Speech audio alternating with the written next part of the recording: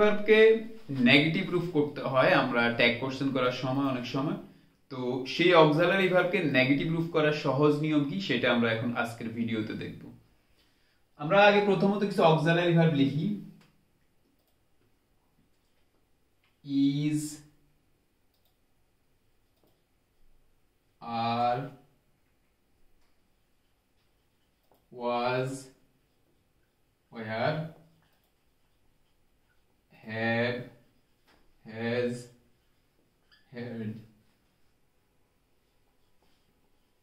do, does, did,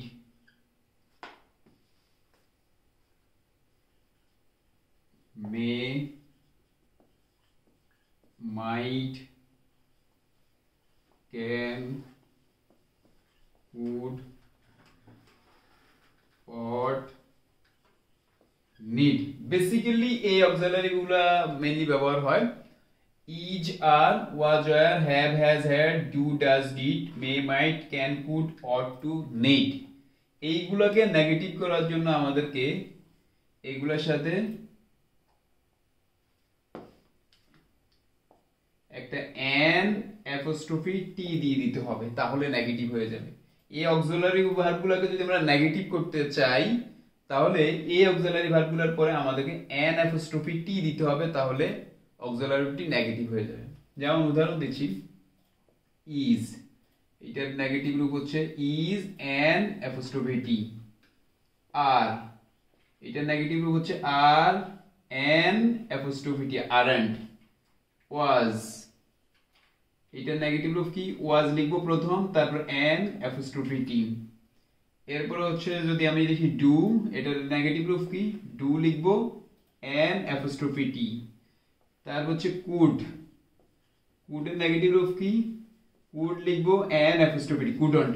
is, isn't, are, aren't, was, wasn't, were, weren't, have, haven't, has, hasn't, had, hadn't, do, don't, does, doesn't, did, didn't, may, mayn't, might, mightn't, can, can't, could, couldn't, oughtn't, need, needn't. এই হচ্ছে auxiliary verb করার একদম সহজ technique. অর্থাৎ auxiliary ভার্বের পরে N apostrophe টি দিলেই সেটা নেগেটিভ হয়ে যাবে। এইবার আসো আমরা এক্সেপশনাল কয়েকটা অক্সিলারি ভার্ব আছে যেগুলো শেষে এন অ্যাপোস্ট্রফি টি দিলে হয় না। এটাকে আমরা নাম দিলাম এক্সেপশনাল। এক্সেপশনাল গুলো কি কি?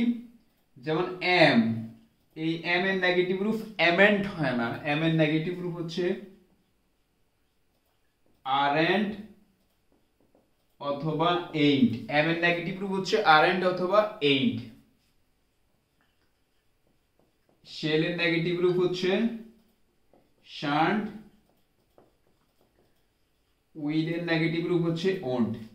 এম এর নেগেটিভ রূপ হচ্ছে আরেন্ট অথবা এইন্ট, শেল এর নেগেটিভ রূপ হচ্ছে শান্ট, উইল এর নেগেটিভ হচ্ছে ওন্ট। এই তিনটে হচ্ছে এক্সেপশনাল। আর